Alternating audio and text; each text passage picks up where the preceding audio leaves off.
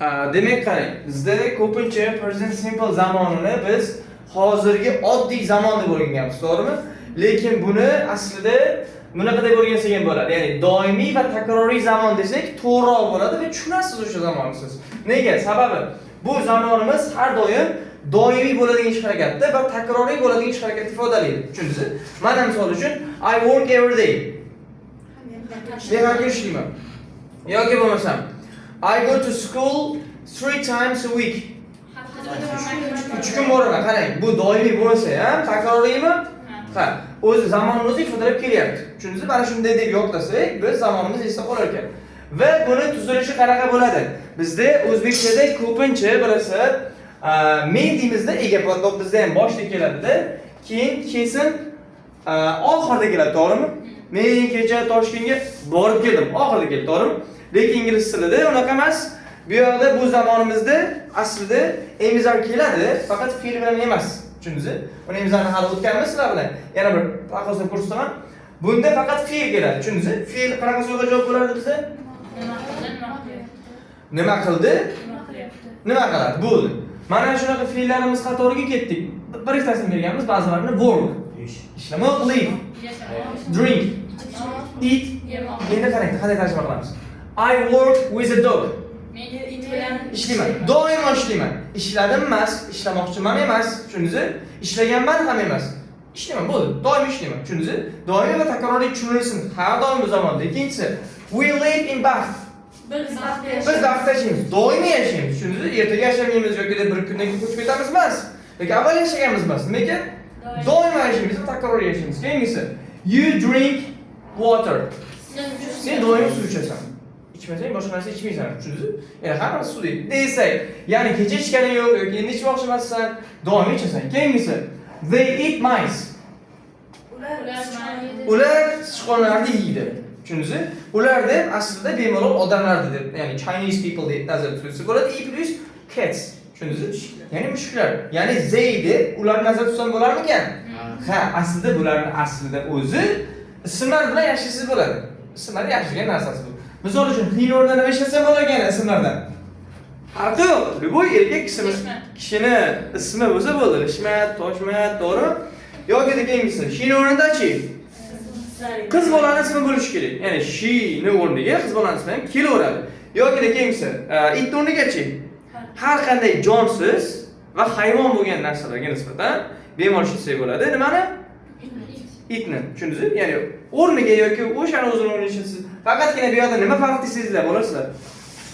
S qo'shilyapti. Faqat bunda fe'lga nima qo'shilyapti bo'lar? S qo'shilyapti. Sababi bular birlik bo'lganligi uchun. Tushundingizmi? Ya'ni qanday? He bitta o'zimi? Ha, she ham bitta o'zi, it ham bitta o'zi. Endi sizlarga savol tug'iladi. Ustoz, nimaga bo'lmasam I ga nisbatan qo'shilmayapti o'sha S degan? Chunki bitta narsa I bu ko'pincha o'zingiz hurmat qilasiz. Nima qoidasi bor bu? Yo'q, qoidasi yo'q buni. Okay? I ga bitta bo'lsa ham qo'shilmaydi. Chunki har doim birinchi shaxs bo'lganligi hisobiga. Okay? Uchinchi shaxs bo'ladi-yu, g'iybat bitta emas, to'g'rimi? Xonada o'tirgan ikkita odam uchinchi shaxsni g'iybat qiladi. Ya'ni u. Mana buni tarjimalari ham nima? U bo'ldi. Tushundingizmi? Shuni hisobiga nima bo'lyapti? S bo'lyapti. Misol uchun ketdik. She drinks tea. Choy ichadi. Mana misol uchun oddiy narsa, sizni o'qib keltiraman. Ko'pincha buvlaringiz, bobolaringiz choy tanlaydi, bilasizlar. Ko'k choy bo'lsin, menga qora choy bo'lsin, quyuq bo'lsin, suyuq bo'lsin deb. Endi o'sha narsa, misol uchun she drinks green tea. She drinks green tea. U ko'k choy ichadi. Green degani ko'k choy bizdagi. Endi demak qarang, shunda doimo ichadimi? Yo bir kun ichib kelasizmi? Tak dushanba ko'k ichsam, bu kunlarga men qora ichaman. Yo'q, unaqa emas, doimiy takroriy. Zamonga tushyaptimi? Ha, hech qanday qo'shimcha olganingiz yo'q. Faqatgina bitta qo'shimchamiz bor. Fe'lga nima qo'shilyapti? Nima bo'lsa agar? Har bir o'sha narsani uchinchi. Ha, to'g'ri, har bir qilsa bu zamon, uchinchi shaxs bo'lsa. S qachon qo'shilar ekan desak, u. Ya'ni he, she yoki xini o'rnida javohir kelsa, yoki shini o'rnida Shahzoda kelsa, yoki Nazira kelsa, tushunarli bo'ldi. Unda biz qo'shayotganimiz nimani? S. Misol uchun ketdik. Eldor vaqtda dars beradi. Kecha berdimi? Yo'q. Yo, endi beradimi? Yo'q, doimiy beradi, to'g'rimi? Nima deymiz? Eldor teaches students in baxt. Bu, tushundingiz? Endi qarang. Endi sizlar bilan ikkinchisiga o'tamiz. Mana bu object degan joyimiz bor-ku. Object degani bu bizda har doim so'roqqa javob bo'lishi kerak. Mana shu ko'zib ketaman. Qarang. Nimaga va ketdik. Nima bilan nima uchun deb qo'ysam bo'ladi. Nima uchun? Yoki kim uchun? Ketaveradi, mana nimalar bor-ku. Shuni bemalol almashtirsangiz bo'ladi nima bilan? Kim? Kimni, kimga, kimdi. Okay? Endi ketdik, tarjima qilib ko'ramiz. Ketdik. Eldor boya aytdik, mana shu struktura bo'yicha gapiramiz. Eldor bolalarni o'qitadi vaqtda. Qarang. Eldor teaches students in baxt. Qo'shib bo'l, every day. Har kuni. Tushundingizmi? Doimiymi? Doimiy, kecha o'qitdi emas, o'qityapti emas, doimiy o'qitadi. Okay? Ketdik. Endi misol uchun yana bitta gap buzamiz. Shu yerda endi boshqacha gap buzamiz. O'zingizlar olamiz. Ketdik. Javohir har kuni 7 da turadi, uyg'onadi. Javohir wake. Yana nima qo'shamiz? Wakes up at 7 o'clock every day. Bu. Tushundingizmi? Har kunmi? Har kun. Yoki-da biz o'sha nima 7 demaylik, har minutigacha ayta olmaymiz, tura olmaymiz bu narsani. Endi misol uchun 6 gacha yoki 7 gacha turadi demoqchi bo'lsak. Bu ham qo'shilaveradi. Misol uchun Javohir wakes up until 7 o'clock. Tushundingizmi? 7 gacha turadi. Until nima ekan? Gacha degan ma'noni berdi. Okay. Bu object tushunarli bo'ldimi? Xo'sh, misol uchun ketdik. Mana aytdik. I work. Men nima qilaman? Ishlayman with the dog. Deb bojxonachi odam aytayapti. Tushundingizmi? Ya'ni bojxonachi odam bilasizlar, it turadi. Anaqa turli narsalar, qurol yarog'ni borib qilib topish kerak, to'g'rimi? It. Shuning uchun ham uni partneri kim? It. Shuni hisobiga har doim ishlaydimi u? Ertasi kuni mushuk ko'tarib keladimi? Yo'q, doimiy ishlaydi, it bilan ishlaydi. Shuni hisobiga nima bilan degan ma'noda sizlar nima kelyapti? Object. Va inglizchadagi so'z tuzishimizni ham shunga moslashdik. Ya'ni biz har doim men it bilan ishlayman. Qarang, ishlayman oxiriga kelyapti, to'g'rimi? Endi o'zbekchasi mana bo'ladi. Men ishlayman it bilan. Men o'qitaman bolalarni baxtda. Tushundingizmi? O'zbekchasiga so'z tarkibi boshqacha. Shuni bilib olsangiz bo'ldi. Sizga ingliz tili ma'lumot tug'dirmaydi. Okay? Demak, siz o'zbekcha fikrlamangda, inglizcha fikrlang. Har doim inglizchada men keladi, undan keyin nima qilishingiz. Tushundingizmi? Mana men har kuni sut ichaman, qarang. Men ichaman sutni har kuni. Ingliz tili shunaqa bo'ladi. Shunaqa qilib tuzasiz. Tushunarli bo'ldimi? Shuning uchun mana bu narsani bekorga yozganim yo'q. Buni strukturasi qanaqa bo'ladi desangiz, ketdik. Subject bo'ladi, mana bu. Tushundingizmi? Hech qanaqa ism kelsa. Bu nima bo'ladi bolalar? Verb. Agar nima qo'shamiz, yagona bo'lsa, s qo'shamiz. Qarang. Undan keyin yana nima oldim? Object oldim. Undan keyin yana nima oldim? Ya'ni payt deydigan, shuni deymiz, bo'ldi, biz time deb qo'ya olamiz. Time. Avvalo siz bu yerga kattaligini ham qilsangiz bo'ladi. Mana shu yerda place deb qo'ydik, oxirida keyin place. Place nima degani? Joy. Oxirida esa time. Mana shu tartibda 100 tutsangiz gapimizni, har doim gap to'g'ri tuzgan bo'lasiz. Tushundingizmi? Mana shuni hozir siz iloji bo'lsa daftaringiz basharasi bo'ladi-yu, ustiga. Ustiga yozuvsiz ham mayli. Har qanday gapimiz shunday tuziladi. Zamon o'tyapman, sizlarda hali 16 ta zamon bor aslida. Biz o'tadiganimiz 10 tacha bo'ladi. Ana shu zamon faqatgina mana shu o'zgaradi xolos. Tushundingizmi? Mana fe'l bor. Shu o'zgaradi xolos, qolgan hech narsa o'zgarmaydi. Mana object o'sha joyga keladi, place o'sha time o'sha joyga keladi. Tushunarli bo'ldimi? Yozib olasizlar. Object kemasligi ham mumkin. Demak, to'g'ri, object kemasligi ham mumkin ba'zi hollarda. Ya'ni-da, misol uchun, men Baxtda yashayman. Joy kelyapti, ko'ryapsiz? I live in Baxt. Bu. Yoki-da, men uyg'onaman 7 da. I wake up at 7 o'clock. Bu, tushundingizmi? Ya'ni object kemasligi mumkin, yoki-da joy kemasligi mumkin, time kemasligi mumkin, lekin tartib o'zgarmaydi, tushundingizmi? Mana misol uchun object tushib qoldi, shu tartibga to'g'ri. Place tushib qoldi, shu tartibga to'g'ri. Tushunarli bo'ldi? Tartib o'zgarmaydi. Ba'zilar sanalar aytmasangiz ham. Demak, uni negativ form, so'roq birinchi tushuntiring. So'roq shakli qanaqa bo'ladi? Qarang. Bizda aytdik bo'yi doimiy shakl men shunday qilaman doimo, to'g'rimi? Endi bizda vaqt so'zlarini ko'rib chiqaylik bunga o'tishdan avval. Bizda payt so'zlari bilasizlar doimiy bo'lgandan keyin mana zamonimiz doimiy va takroriy deydi, to'g'rimi? Shunga oid bo'ladi. Misol uchun every day har kun takroriy. Each day har bir kun. Yoki on Mondays faqat dushanba kunlari. Tushundingizmi? All week bo'lsa ham xuddi shunday. Yoki once a week haftada bir marta takroriy bo'lyapti. Tushundingizmi? Aslida bir marta bo'ladimi, baribir takrorlanyaptimi? Ha. Yoki-da 3 times a week. Haftada 3 marta. Tushundingizmi? Yoki 4 marta. Ketaveradi. Times degan so'zimiz s qo'shilgani hisobiga karra degan ma'nosi bor. Marta degan ma'nosi bor ekan. Nima ekan? Timesda karra marta. Misol uchun 3 times a week nima bo'ldi? Haftada 3 marta. Endi 5 times 5 25. Tushundingizmi? Karra degan ma'noda ketdi hozir. Tushunarli? Yaxshi.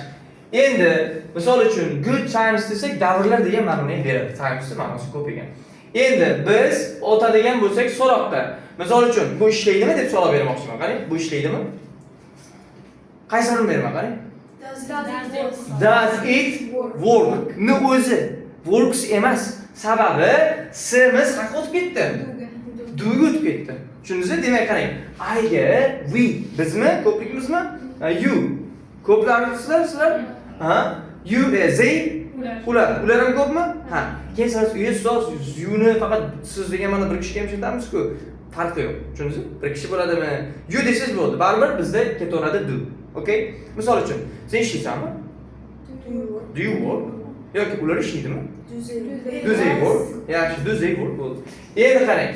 Endi mana bunaqa jonsiz narsalarga nisbatan yoki deb bo'lmasa hayvonlarga nisbatan yashaydimi demoqchi bo'lsak nima derkanmiz? Does it live in wood? Qayerda yashaydimi?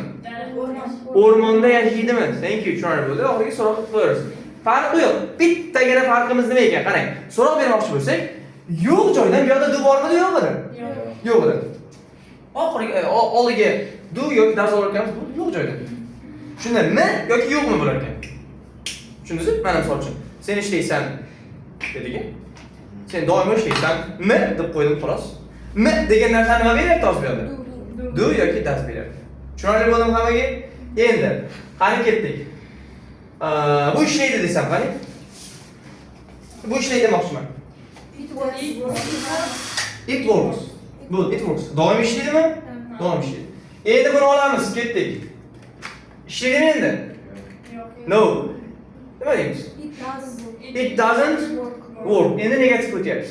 Demak, not qo'shishim uchun xuddi boyiga faqat do'ni oldini bermayapman. Nimaga tiqyapman? Fe'l bilan degan o'rtasiga don't yoki doesn't. Boyiga do ga nima qo'shdim? Not qo'shdim. Does ga nima qo'shdim? Not qo'shdim. Ketdik. Bu ishlamaydi. It doesn't work. Doimiymi? Doimiy. Mana tiqsam ishlaydi faqat. Tushunarli bo'ldi. Keyingisi next.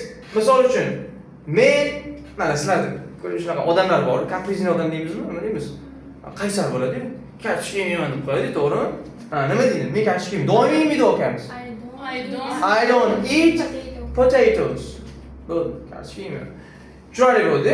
Doimiy yemaydi. Shuni hisobiga ishlatamiz o'sha so'zni. Yoki keyingisi u vaqtda ishlaydimi? Does she live in Bath? Yoki keyingisi u yaxshi o'qiydi o'zi. Does he study well? Bu tushunarli. Well degani yaxshi. Ko'pincha fe'lga ta'rif beradi. Uni keyin o'tamiz ravish anosida. Endi buni tushunarli bo'ldimi hammaga? Demak, negativ qilishim uchun Madina does do'ni egadan keyin olar ekanman. Nima qo'shar ekanman? Yo'q, undan keyin fe'l. Ketdik. Bitta Madina gap tuzamiz. Men itimni urmayman.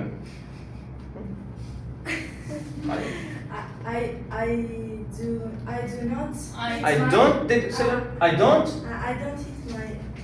dog. Bu to'g'ri. Endi mana shu yerda bo'la qarang. Men ataga to'g'ri yozdim. Sababi siz yaxshiroq tushunishingiz uchun buni qisqartirsangiz bo'ladi. Mana bunday qilib. Does sorry. Bu don'tda. Don't method. Bittagina qisqartirishim qanaqa bo'ladi? Birlashtirdim. O'rniga apostроf qo'ydim bu. Don't bo'ldi. Tushundingizmi? Yoki bu ham xuddi shunaqa bo'ladi. Das to'liq yozib olaman, ha? Das nima yozib olaman? Yana apostrof bilan o'rniga bu doesn't. Voy doesn't not deyotganim-ku, to'g'rimi? Endi doesn't bo'ldi. Ko'pincha bu qisqalikka erishish faqatgina ko'pincha maslahat beraman sizlarga speakingda ishlatishda. Tushundingizmi? Ertaga writing degan narsaga kirganimizda writingda to'liq yozamiz. Sababi bizda sanalayotganimizda 1 2 3 4 ketadi. Okay? Ya'ni don't degan so'zimiz bor, ikkita so'z. Shunchaki don't degan so'zimiz necha so'z ekan? Ikkita so'z. Mana qisqa deganisi bitta so'z. Plus qisqartirishga erishmaymiz writingda. Tushunarli bo'ldi? Masalan, eshitgan o'zbek tilida bor-ku, W ni sh deysizlar, 4 ni ch deysizlar. Neto narsa shu. Okay? Saviyani bildiradi, savodni bildiradi. Demak, o'sha narsani ishlatmaymiz. Tushunarli bo'ldimi bu? Ketdik. Tushunarli bo'lgan bo'lsa, sizlar bilan tasavvur javob qilamiz. Shahrizoda bitta gap tuzib beramiz. Ular eshak yeydimi? Do'zay. It o'zi bo'ldi. It donkey. Bu tushundingizmi? Bir narsa yeydimi yo'qmi degan ma'noni beradi. Yoki bo'lmasam qor yog'adimi yo'qda? Mana ketdik. Rossiyada qor yog'adimi? Qarang, ob-havoga nisbatan biz doimo it ishlatamiz, tushundingizmi? Shunday does it snow? Snow o'zi. Snow in Russia. Tushundingizmi? Doimiymi? Doimiy. Endi hali bizda hozir qoidalarni sizlarga qo'llamada chiqarib berganman. Qanaqa zamon paytlari ishlatamiz? Ya'ni buni qoidasi bor. Qarang, birinchisi umumiy faktlar oldidan. Misol uchun, qanaqa faktlar desak, uni endi keyin o'tamiz. Birinchi fakti bu doimo aytdim, doimiy va takroriy bo'lgan ish harakatlar yozilgan. Ikkinchisi esa bu bizda umumiy faktlar nima? Suvda qaynashi. Suv necha gradusda qaynaydi? 100 gradusda chiqsa qaynaydi, to'g'rimi? Qaynamay bo'ladimi, yo'qmi? Yo'q, har doim qaynaydi. Agar toza suv bo'lsa, ichiga kislorod aralashtirilmagan bo'lsa, har doim qaynaydi. Endi bizda agar yerda quyoshning atrofida aylanishi faktmi bu? Yo to'xtab qolganini yokida bo'ldi, charchadim, aylansin degan holati bo'lganmi? Yo'q, bu fakt. Bu doimiy shunaqa. Yokida yerning atrofida quyoshning aylanishi. Oy ketadi, naryoqlarga bir aylanib kelaydi. Yo'q, yo'q. Unda muvozanat buzilib ketadi. Unda suv bizga shamol bermaydi. Suv bizda toshib bilan bo'lib ketadi. Tushundingizmi? Sababi suvda nazorat qiladigan nima? Oy. Oy bo'lmasa bo'ldi. Shu yer ham yo'q. Qayoq? Tushunarli bo'ldimi hammaga? Demak, bizda faktlarimizga nima kirar ekan desak, o'sha oyda yerning atrofida aylanishi yoki yerning quyosh atrofida aylanishi, suvda 100 gradusda qaynashi, qotishi, tushunarli bo'ldi? Shunaqa narsalarni nima hisoblanar ekan? Fakt hisoblanar ekan. Yokida shu tabiat hodisalari va faktlar yana qanaqa holatda ishlatamiz desak, sport sharhlarida misol uchun ko'pincha Ronaldo to'pni oshirdi deymiz, to'g'rimi? To'pni oshirdi. O'sha ham aynan present simple zamonda bo'lar ekan. Ya'ni bunga hech qanday ing qo'shilmaydi bolalar. Aim are qo'shilmaydi. Tushunarli bo'ldi? Have, has degan narsa qo'shilmaydi. Will qo'shilmaydi. Shunchaki ega, heshiki, fe'lni qo'pol qo'yayotganda hech qanaqa qo'shimchasi shakli, yalang'och shakli, it plus ot. Bo'ldi. Tushunarli bo'ldi? Ing olmaymiz hech qachon. Tushunarli? So'roq yasamoqchi bo'lsak, nima olib kelar ekanimiz yordamga chaqirib? Do yoki does. Negativ yasamoqchi bo'lsak ham do yoki does ga not qo'shib qo'yamiz bo'ldi. Tushunarli bo'ldi? Hozir qo'llamingiz orqasida nima bor? Ketib boshlaymiz. Marsh bor. Keyin bizda hozir sizlarga pipe so'zlari, ya'ni signal so'zlarida asosan mana bitta oxirida gapni oxirida keladi dedik, to'g'rimi? Lekin bizda egadan sal keyin tiqilib keladiganlar ham bor. Ular qaysilar? Ular mana bular. Ya'ni always. Nima always? Buni oxirida bera olmaymiz, tushundingizmi? I always work in the morning. Tarjima? Har doim. Har doim ertalab ishlayman. Yokida mornings o'rniga in the mornings. Ertalablari degan ma'noni beradi. Yoki deymiz I sometimes. Ba'zi paytlar qarang, siz egadan keyin tiqiladi. Tushunarli bo'ldi? Bular hech qachon gap oxirida kelmaydi. Bularning joyi har doim fe'l bilan mana o'rtasida. Yo'q, bundan ko'p yana. Misol uchun always, sometimes, usually, rarely, seldomly. seldomly yokida aytdik never ham bor. Never. Nima degan never? Hech qachon. Tushunarli bo'ldi. Shunga o'xshagan so'zlarimiz har doim mana shu yerda o'rtada tiqilib kelar ekan. Tushunarli bo'ldimi hammaga? Demak, yana bittasi bor, often bor. Often. Ko'pincha, to'xta. Ko'pincha degan ma'noda chiqadi. Bo'ladi tez-tez. Tushunarli bo'ldimi hammaga? Okay.